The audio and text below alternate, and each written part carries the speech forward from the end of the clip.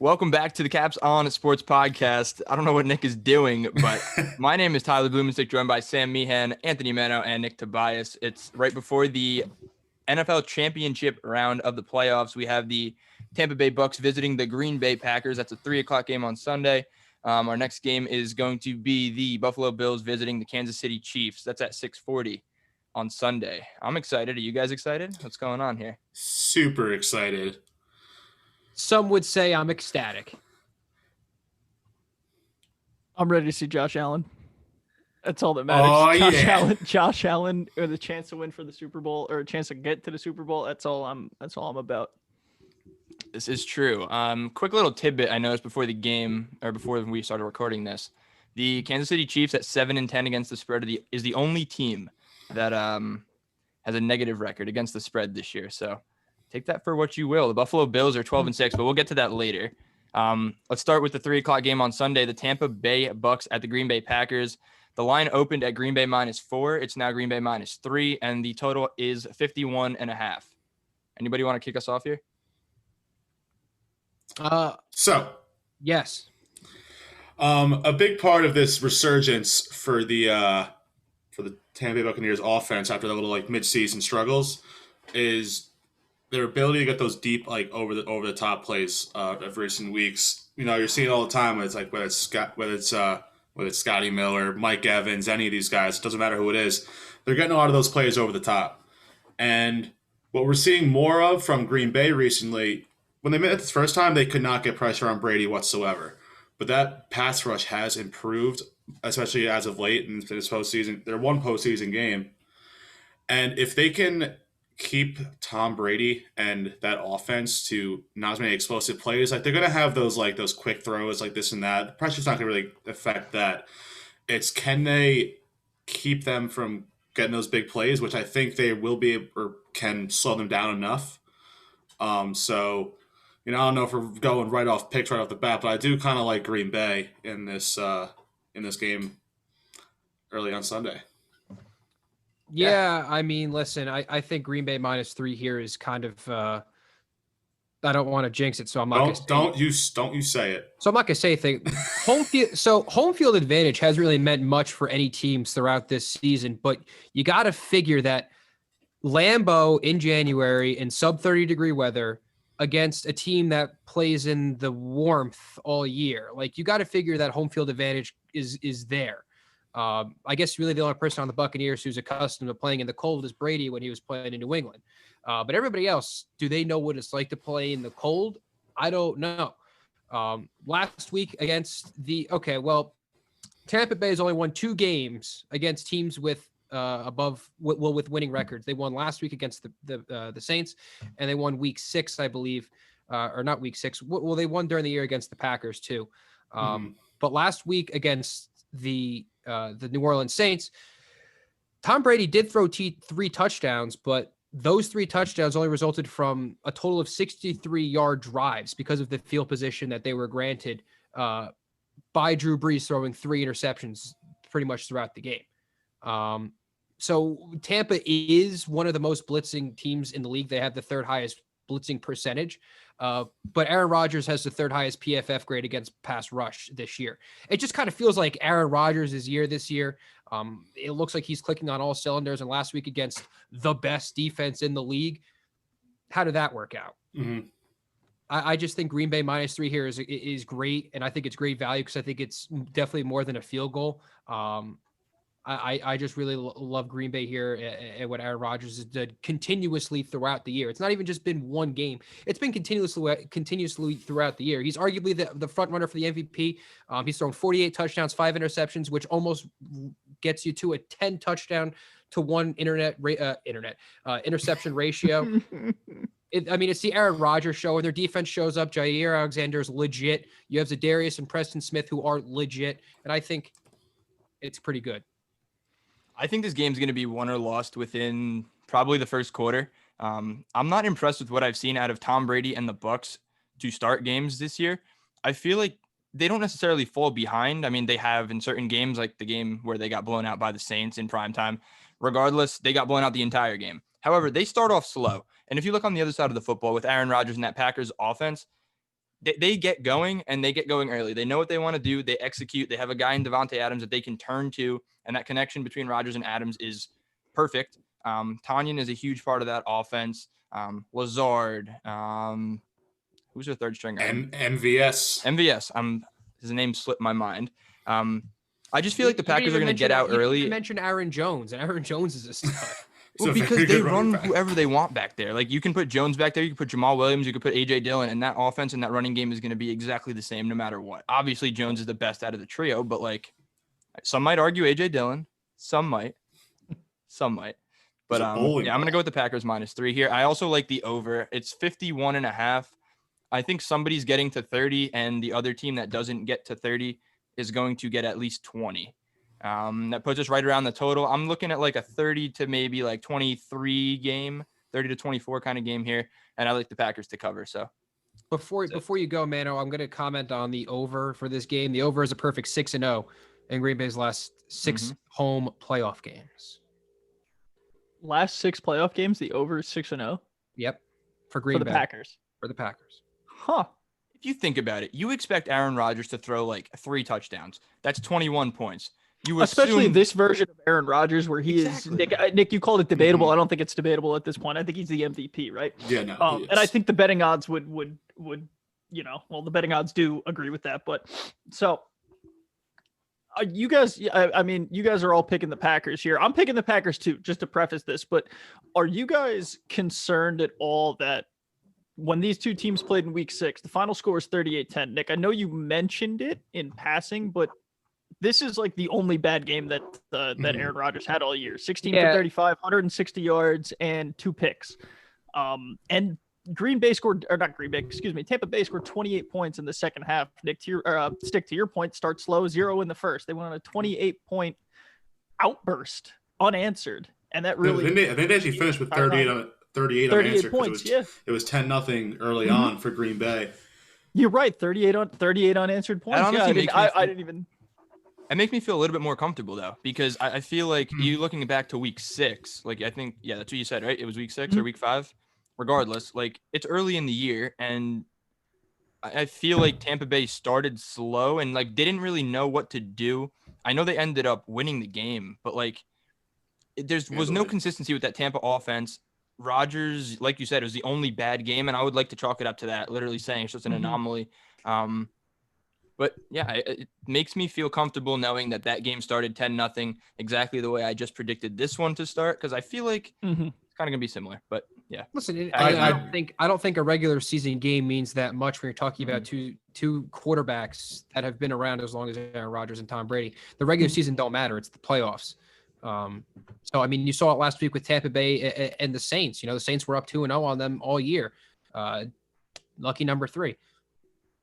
And I'm sure Rodgers and those guys, you know, they know exactly what they did wrong in that first matchup and have probably been working on that since then, like thinking, there's a very good chance we meet these guys in the postseason. Right. So they'll know better how to attack them, and it should be a great battle between. We saw it. The Buccaneers are in this situation now because they had to beat a team that blew the doors off them twice in the year. So if you think that the Buccaneers did it twice and Packers can do it once, you know, especially with MVP level caliber Aaron Rodgers. So, Nick, you had a point? No. I mean, I don't really think it really means that much of a difference. I have no point. I just think Aaron Rodgers is a stud. And I think he's going to throw at least 3 or 4 touchdowns, and it's going to be cold, and Green Bay's built for this. Like, Green Bay's built different. Like I said before, I just feel like this is Aaron Rodgers' year.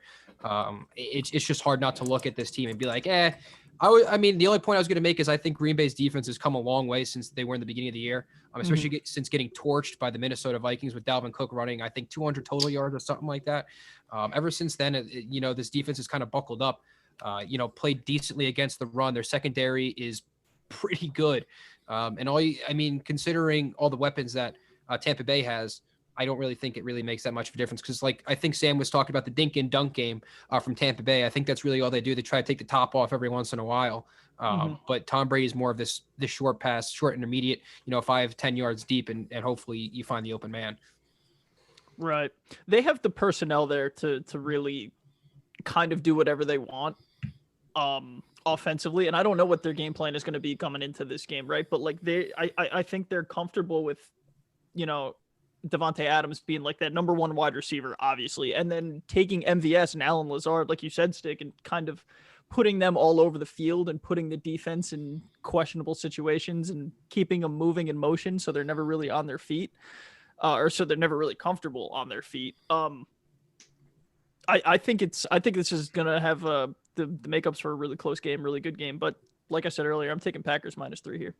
Alrighty. Oh, dude, give me Green Bay, bro. I'm sorry. Give me the Packers on sweep across the board in the playoffs. Packers sweep in the NFC Championship game. Dude, I mean, you just think about like, man. even if it snows, I think it's I'm gonna be nervous. like 25 degrees in Lambeau. Just imagine if it snows. There's a 50% chance of precipitation at kickoff. I love These it. are famous last words of people that have lost millions of dollars betting against Tom Brady. So, Oh yeah, no, I'm scared. Do not get me wrong, but Listen, I'm not scared. I think it seems like this is Rodgers' year. My thing is like I can't argue the greatness that Tom Brady is, but I forgot what I was watching. If it was ESPN, if I saw it on Twitter or something, but it just feels like Aaron Rodgers is a better quarterback than Brady. Yes, Brady knows how to win football games and whatever, but it just kind of feels like Aaron Rodgers has more physical talent, athletic ability, and it just seems like Aaron Rodgers is a superior quarterback. Again, take Just away from, all the like, winning from and the a- Super from Bowl a- championships, and that's it. from a physical standpoint, a pure like basketball, pure football, like this dude is probably the most gifted quarterback we have, but Tom Brady's probably the best. I think is a fair way to split it. Yeah, I mean, whatever. We good on the Packers? Yeah, next game Go on, next Packer game game. up. Yeah, I mean, listen, I can go on and on about the Packers, but Yeah. we'll be here all night. Book the ticket. Packers in the Super Bowl. Yeah, I think. Listen, I'll book the ticket right now. I do think the Packers win the championship this year. Granted, if they play the Kansas City or the Bills, I don't think the Packers are losing this year. Aaron's here. Hope so. All right, He deserves another one. He really does. it does. Discount double check, baby. Their general manager that like drafted him and brought in a lot of the talent that's on the team now like passed away today. So if that's extra motivation, if you need like that last little kick, maybe they're playing for that guy, or they're probably going to play for that guy. So The tragedy lock. Oh boy. I mean, it's The not a tragedy lock. It's their general The manager. the It's an emotional organization. lock. All right. Move on. Alrighty. 6:40 p.m. on Sunday, we have the Buffalo Bills visiting the Kansas City Chiefs. The line is Chiefs -3. It's what it opened at. It fluctuated a little bit. I believe it went down to Chiefs -2.5, and then it went back up to 3. Total set at 54. It came up at 40 or 54.5. Big storyline with this one. Patrick Mahomes was out of the game with a concussion last time. He's questionable to play He's this playing. year. He's going to play, or this week he's going to play. He's There was playing. some, No, like, no, weird thing with the injury no. report. You can't say he's going to play because we don't really know if he's We going don't. to. Okay, that is fair. He's gonna play. He's He gonna told play. me he's gonna Rewind, play. He told me. rewind. I think from a concussion standpoint, I think he's okay. The fact that he's practicing and took most of the first team reps, and I think it was mostly individual drills, like still within like concussion protocol, right? But the fact that he's doing that and ramping up seems to me like he's going to play. But I'm not concerned about the concussion as much as I'm concerned about the toe injury, because those seem minor, but like you ask dudes like that played with these toe injury, like Sterling Shepard, I don't know if it was this year or last year, but it's like 6 games with turf toe, and you're looking at it, you're like, it's just his toe, but like that shit matters, you know? So it takes a decent chunk of their playbook out if he's uncomfortable moving around the pocket or uncomfortable moving out of the pocket. I mean, it's interesting to look at. Go, Nick. That's such a big part of his game too. Like it's those plays where he gets out of the pocket and kind of makes his own play. Like it's not having that ability or not having, his peak ability there is going to really affect that offense. Well, it's Patrick Mahomes' athleticism that has made him already one of the best quarterbacks that has ever played in the NFL. And you limit a mobile quarterback's mobility. I mean, us as Giants fans, like Daniel Jones isn't really a mobile quarterback, but he could do it. And when he doesn't have that mobile, very mobile quarterback. Okay, but when he went out with that hamstring, He's faster than Lamar Jackson. Oy. Oh my God. But when you see, a quarterback that obviously, when being mobile is part of your game, you take that away, at least even 50%.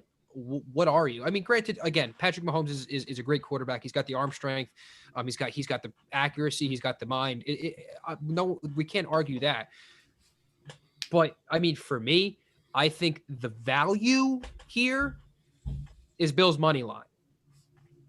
I think the value here in this pick is Bills money line. I think Kansas City, if they win this game, it's going to be by way over a field goal. I don't think it's close, but I think Buffalo has enough to keep it close.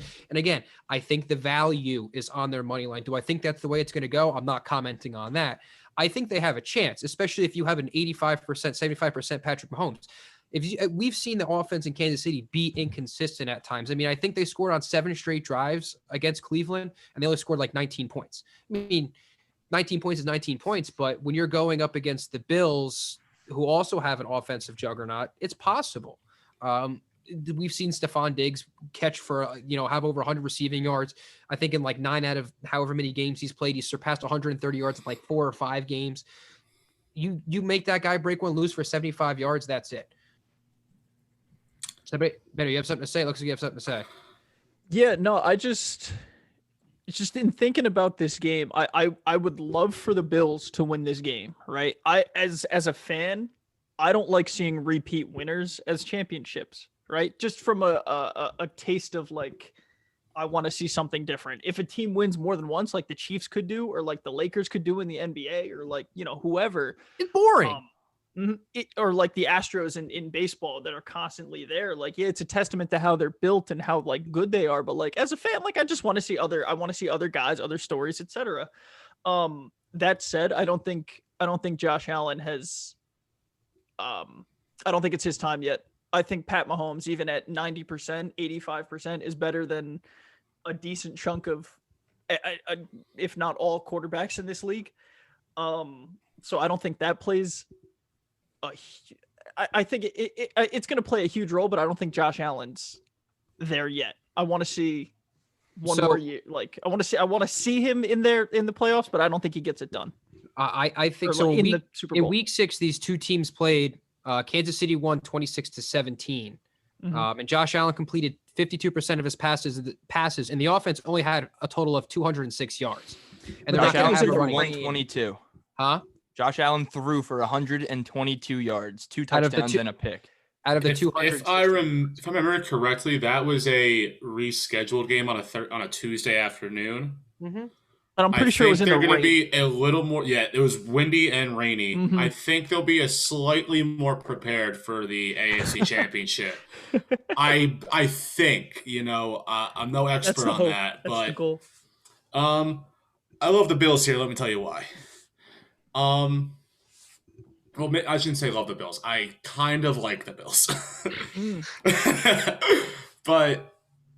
and it's not because of like Josh Allen, that whole offense. It's the way this defense has come and really stepped up these past probably 4 or 5 weeks. That's what we thought this team was coming into the season. We're like, oh, this is going to be a top tier defense, and maybe Josh Allen won't fuck up too much, and we can win some games. Turns out it was the opposite, and Josh Allen was like for a while, MVP candidate and had an incredible season. I think he proved most of his doubters wrong. I mean, I still know one doubter very well, but he's an idiot. So, but the way the offense, they're going to score. The KC defense is, it's solid, but I think the way the Bills have been playing recently, they're getting pressure.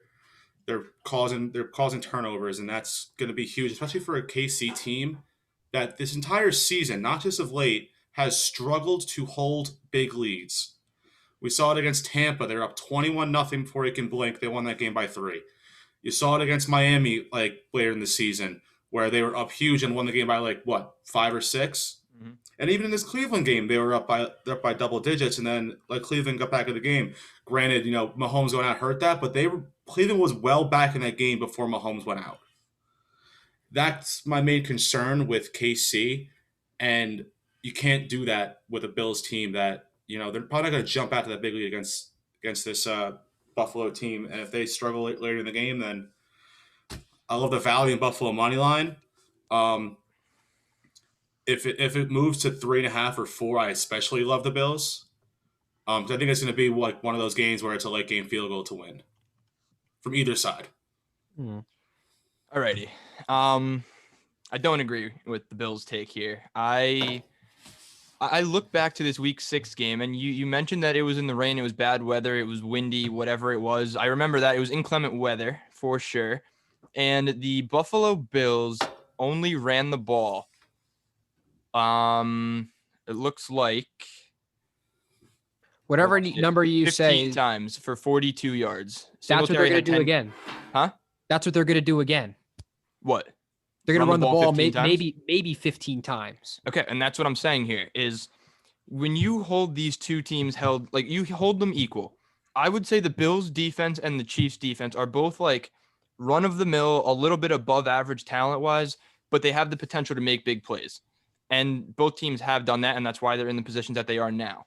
However, I just feel like when you look at the coaching edge, let's break this down. Coaching edge, I take Andy Reid over McDermott. Then you move to the quarterback battle. I take a hurt Mahomes over Josh Allen. Wide receiver 1, I give you Tyreek over Stephon Diggs. Then you go tight end matchup. I give you Kelsey over Dawson Knox. Running back battle, like the Bills don't even have, like they have Singletary, but they don't even have any run game whatsoever. This is going to hold Josh Allen accountable and make him make the throws. And yes, he's gotten it done, but they've had a volume passing game where he's got to hit these big plays. I think you didn't mention Devontae Freeman. Sorry. What's that? You didn't mention Devontae Freeman for the Buffalo Bills. Sorry. You can't be missing X factors around here. Practice squad X factors. Oh my god! Mark my words. See, now that you're saying this, this game's gonna come down to like a Devontae Freeman touchdown. Fine, that'd be funny. That'd be hysterical. I think the difference maker in this game, and we've seen him do it before. It's a very unlikely guy, but I think it's Sorensen, safety for the Chiefs. I think he is going to keep Stephon Diggs in check. Daniel Sorensen.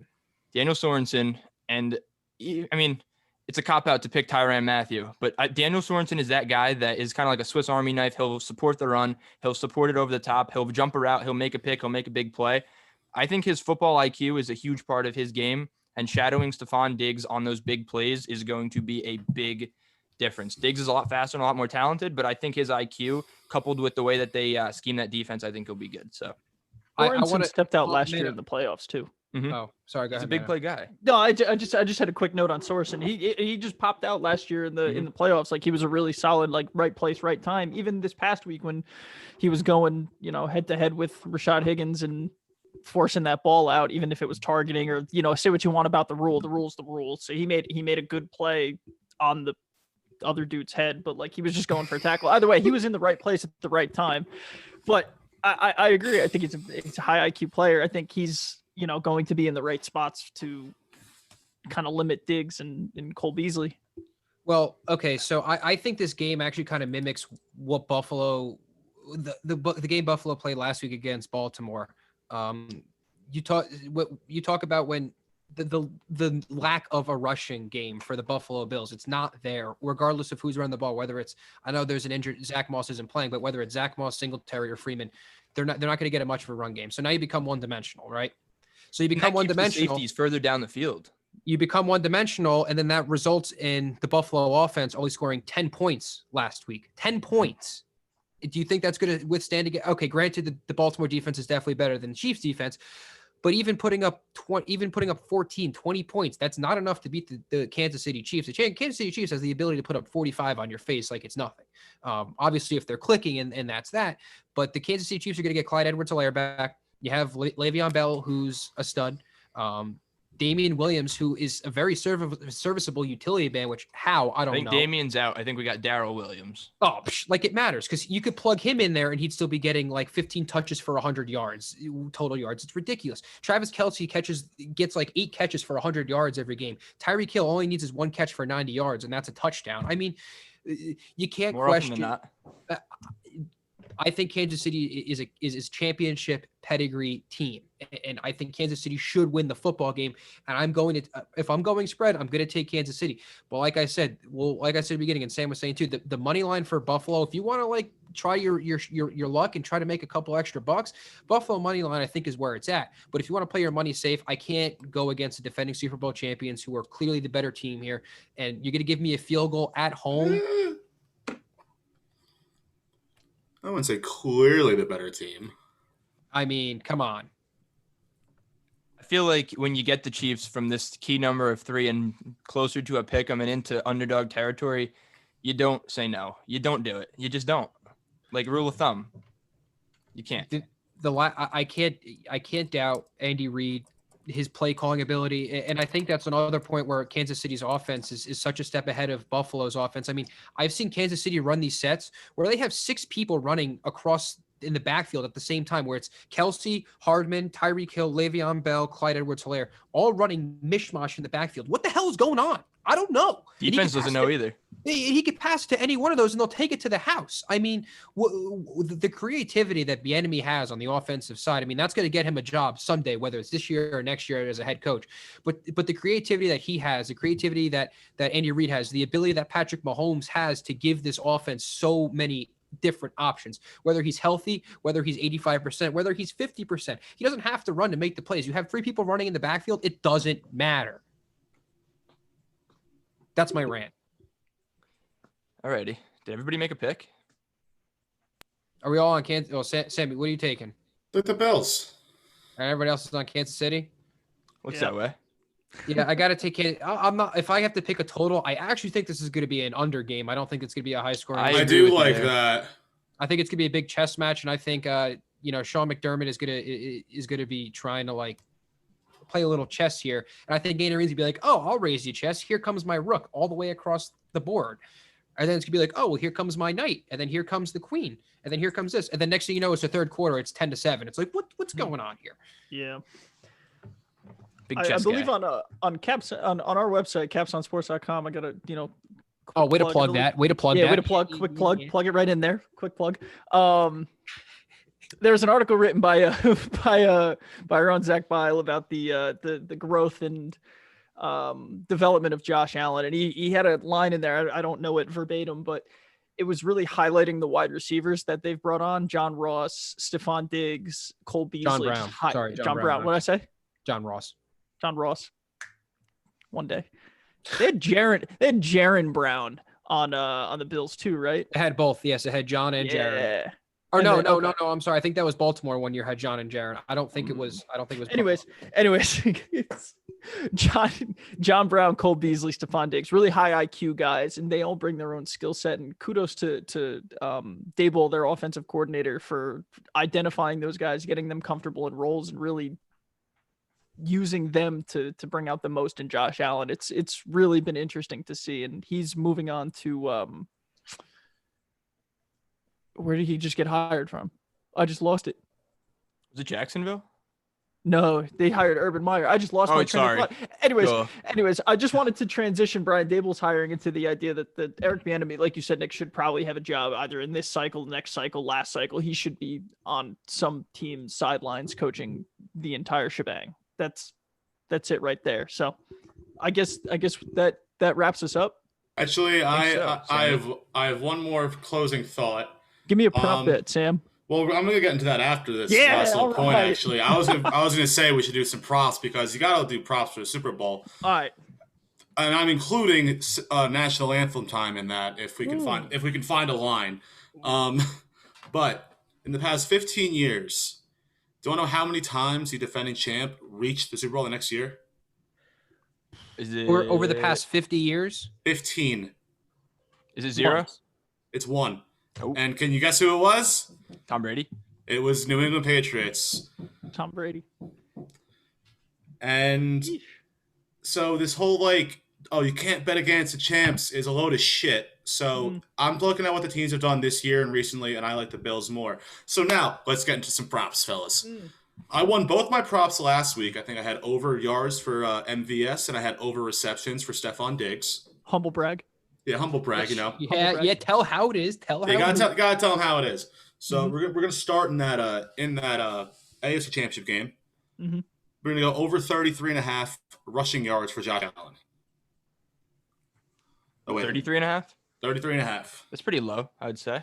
Yeah, no, I mean he's good for like probably 7 to 9 like carries a game like that they designed for him, and then it's just a broken plays too if he can scramble out. Seems like a low total, and due to the Bills' lack of guarding tight ends, sometimes they're looking more for that from that Colts game than last week. Go over 96.5 for Travis Kelce. Which is crazy. Which is Receiving- crazy that that, is you're a- that taking is- an over like that on a tight That end. is an absurd line, but I think he's going to hit triple digits. I mean, High for a reason. I took over 87.5 for him last week, and I was like, why am I doing this? And then he gets like 106. Yeah, it's absurd. And also, I'm realizing now that when I was talking about national anthem, I'm thinking of Super Bowl. But Yeah. either way, and then over 31.5 yards for Marquez Valdez-Scantling, and that'll be my 3 props for this weekend. I'm gonna The thing is, that's probably one catch for MVS. It probably is one catch for 83 yards and a tutty. You know, I missed exactly. like a plus 710 same game parlay last week just because he didn't score a touchdown. Rodgers overthrew him on the goal line. That's tough. I mean, okay, so I'm gonna get 2 props, one for each game, and I'm just gonna do anytime touchdown scores because I like doing that. I'll go NFC Championship, Tampa Bay at Green Bay. I'm gonna take Gronk to score a touchdown, anytime touchdown. I think Tom Brady goes to his go-to receiver in the red zone. Because why not? I mean, it's going to be cold, and you're going to want a guy who's reliable, who you're not going to catch. So I'm going to take Gronk in the first game. Do you have odds for that? No, I don't, because I'm just Plus 240. Okay, I like that plus 240, and then To my your anytime point, Nick, touchdown before, score before for you Buff. move on. Okay, sorry. Before you move on, real quick, just the thing with the thing with Gronk, like if you're gonna bet on Gronk, like bet on that dude in prime time and playoff game. It's like right, Exactly. Like, he's not gonna catch a touchdown on 1 o'clock in the Nope. middle of whatever month. He's gonna catch a touchdown right now. I like that NFC bet. Championship That's a good in Lambeau while it's snowing. I mean, come on, dude. Doesn't that scream Yeah. Tom Brady That and Rob Gronk? screams Tom Brady and sure. Gronk. and then it cuts to whatever and them doing it where what in the Yeah, Patriots. it'll show the last got time they were to playing kill. in a championship game together. Mhm. Then you see the same thing. Well, you mean you just match him up against a tight end. He's beating a tight end. He's beating a cornerback any day of the week. Okay, second game, Buffalo at Kansas City. Anytime touchdown score. I'm going to go with actually Josh Allen because I think you get the ball on the 2 yard line, on the goal line. The Buffalo Bills don't have a big bodied running back to put in the backfield. They don't trust Devin Singletary. That's why they gave the starting role to Zach Moss. You have a new guy with Devontae Freeman. Josh Allen's a huge guy. All he's got to do is go like this across the 1 yard line, and that's it. Or you take him on a naked bootleg out the right. Come on. I like Josh Allen that second game. Nick, do you want to guess what the odds are on that? Plus 450. Plus 130. Wow. For any time, yeah. I'm going to piggyback off of your little trend there and the same reasoning, and I'm going to go with Tom Brady anytime plus 430. Love it. Wow. I You feel think like Tommy Buckets gets one, huh? That When you QB get that- sneak.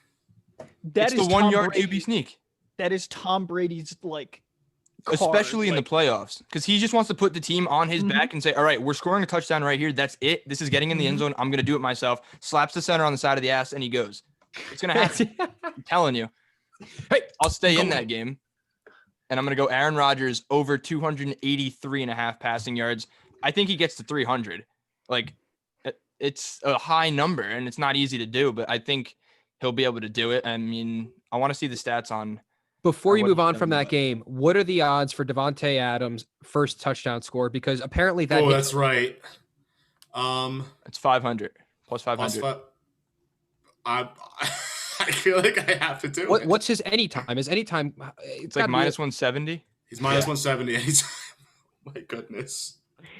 You almost got to take the value on the first and hope that's the one that hits. Yeah. it's hitting like the past 3 or 4 or games. take him like over 1.5 or something. It's their game script. It has to be. I mean, And the come fact on, that he's the feed best him. wide receiver they have. Why do you not feed him? I mean, yeah. I mean, do. yeah, give me that. Okay, sorry, Stick. Go ahead. No, I'm good. Those are my 2 props there. Oh, Just I for the first also game? I wanted to look for it, but I want to take Cam Brates over because I assumed it would be around like 25, 30 yards, and they use him a couple times a game. I like that to go over. Lazard is at 46.5. That's interesting. Give me that, dude. Yeah, I don't know. I love Lazard. I'm not going to harp on these, but I think this is going to be an offensive game, especially on the Packers side. So ride those props. Mano, you got any? Mike tastes good.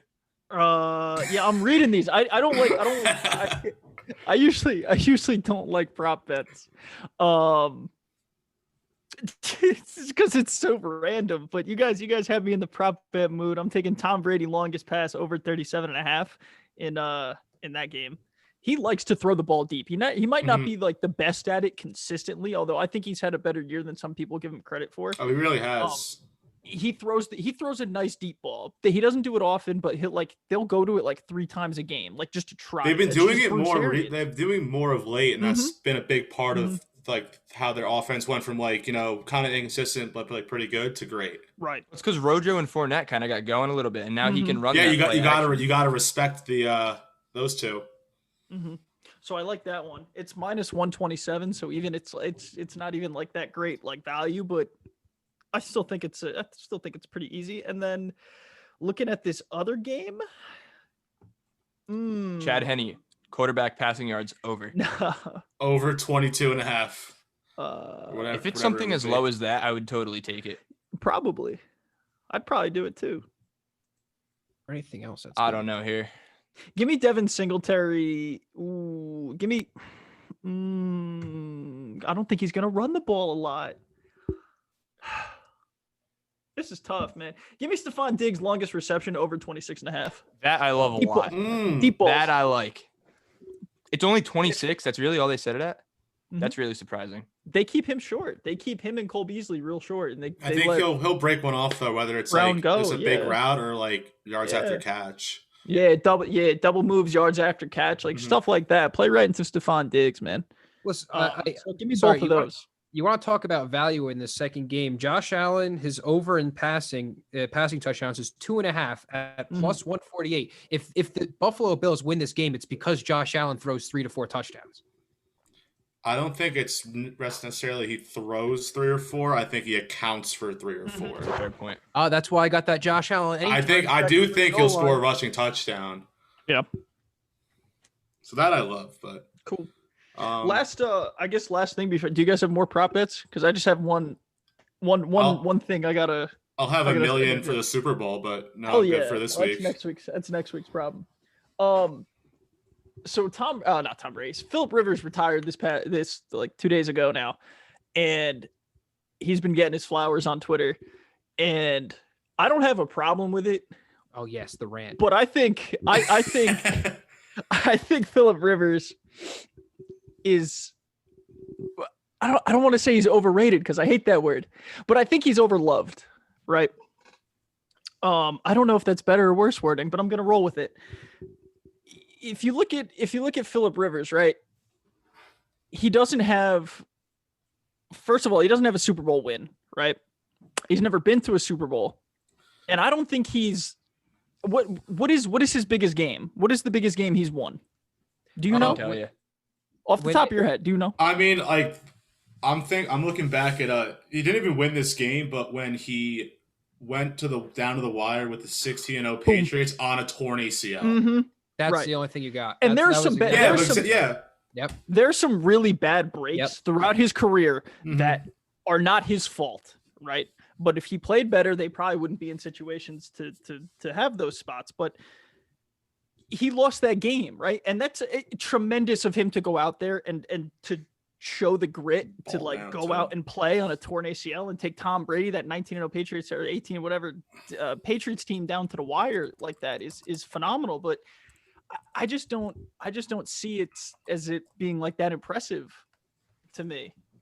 I'm sure he was in like everything. Whenever he's mic'd up, dude, it's comedy. It's hilarious. And his press conferences are hilarious. He's a Hall of Famer from his chirps alone. Well, right. I saw a tweet. And that's the other. Go ahead, Stick. I saw a tweet. It was from Mike Florio over at Pro Football Talk, basically saying if like Philip Rivers' Hall of Fame case right now is kind of iffy, but he can solidify it because people will appreciate what he did on the field more because he will knock it out of the park in the booth. First of all, I think that's ridiculous. I feel like you get in for being a broadcaster or as a player. Like you don't just mix the two. I mean, you can, I guess, but like Philip Rivers is not going to be an announcer. I feel like I can confidently say that. I've never had the conversation with Philip Rivers. That guy's just played a long career. He's got how many freaking kids? That guy wants to go home and spend time with his family. He's not hopping right in the booth. So Florio's reaching for my next Philip Rivers slant. It's his. I lost my train of thought again. I'm sorry. He stinks. I'm having a stroke. I mean, like, God, just no. I have a real quick thought. Like, if there's a debate among football fans whether Eli's a Hall of Famer or not, if that's a debate for Eli, then it shouldn't be for Rivers. And that's fair what point. yeah, that you reminded me there. And I mean, it had I nothing don't think it's a debate for Eli. I think he's a Hall of Famer. Oh, let me Right. put my seatbelt on. Maybe 'cause not Nano- first I don't- ballot, but he's I don't. a Hall of Famer. Bringing up Eli reminded me because my next point was that Phillip Rivers is top 10 in every statistical category, like for quarterbacks, right? Mhm. So if you want to use that as like this dude's a Hall of Famer because he played look at all these numbers. He's top 5 in touchdowns. He's top 5 in passing completions. He's top 5 in yards, or whatever the number is. He played every season, sans 2 when Drew Brees was the starting quarterback. So like those are counting stats, but the fact that he's played in a pass happy NFL and he's played constantly for 16 years, missing like one game here and there. But you can't say that and then be the best ability is availability. Do you know what I mean? He's also- Yeah. he's also had good Actually, Stick sent me a video. It was about NBA, but you can kind of apply it to the NFL as well. Mhm. With the more of a pass happy NFL, you can argue that a lot of these more modern quarterbacks that are so up there on the rankings, Right. they call it stat inflation. Mhm. How like in the NBA terms, like you're getting like Three-pointers. 10 more possessions. Yeah, more threes, and also Faster. just There you more go. faster pace. Mhm. Just you're gonna rack up yards and touchdowns in this current NFL. Yeah, That's all I got. and it's not a knock on him to be like, yo, he's top 5 and he's played every single season and he barely gets hurt. Like you should award that. That should be Hall of Fame worthy. That is Hall of Fame worthy. If you're if I'm building the book, but Eli Manning and Phillip Rivers are both Hall of Famers because the bar for the NFL Hall of Fame, and this is really I want to get with that. Phillip Rivers is a great quarterback and a Hall of Fame worthy quarterback, but the bar for that NFL isn't like that high. These guys are all going to pass it. Like hell, Matt Ryan is like top 10 in a bunch of stats just because Mhm. he's played forever. And the quarterbacks of yesteryear it's a different NFL. They wouldn't fly in today's game. It's just completely different. So those guys are Hall of Famers to me because the past NFL has rewarded worse, right? And I don't think that's a knock on Phillip Rivers because he's still a great QB. So is Eli Manning. So is Matt Ryan. So are like all those dudes at the top of the list. I just think we can acknowledge that he is a Hall of Famer and probably a little bit overrated. At least I think. And that's all I got. Phillip Rivers, good quarterback. Good might be where I leave it at. Above average. And consistent. Any final thoughts before we wrap it up? Final thoughts, or maybe even final thoughts at this point. Extra final. If the Bills win this Sunday, I am trekking up to Buffalo. I want to experience that city. In That a would be Super pretty Bowl. nuts. I got nothing Oh, to say. you got nothing else to say? Surprising, very surprising. Listen, I could find something. I'm to sure say, he'll but find something. I could find something if you really want me to, but I'll. Well, leave we it- have an off week next week, so we got to get creative anyway. So let's save some stuff for that little episode because Super Bowl's not till first week of February. So second week of February. There's going to be a Second weekend, but week- it's going to be 2 weeks from Sunday. 2 weeks from Sunday, Yes. we have a Sunday without football, and then the next Sunday after that is the Super Bowl. Yes. Yes. Okay. So we got a 1 week layoff. Yes. We have the Pro Bowl, but they're not doing the Pro Bowl. They're doing like a Madden tournament. That's pretty cool. I'd Yay. watch that. I wonder if there's betting lines. We might come at you with that. That'd be pretty cool.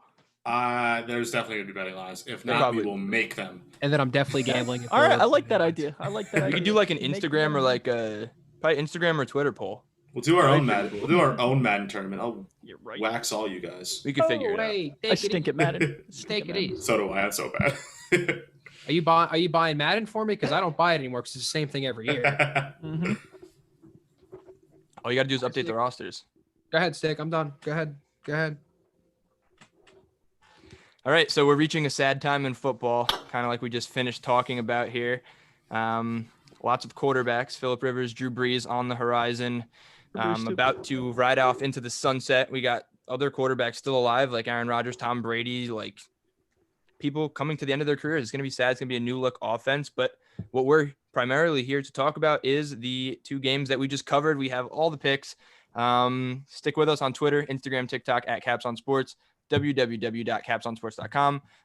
Go ahead, get some merch. I don't know if anybody else has any around, but you can grab this What Are the Odds sweatshirt along with one that says, I think my bookie hates me, and our logo. So we don't make any money on that. Just want you to wear the logo. But I mean, pretty much it for the championship round of this NFL season. My name is Tyler Blumenstick, as always, joined by Sam Meehan, Anthony Mano, and Nick Tobias. We will either see you next week or for the Super Bowl. It depends. Follow the socials, stay up to date, and we'll see you when we see you. Bye.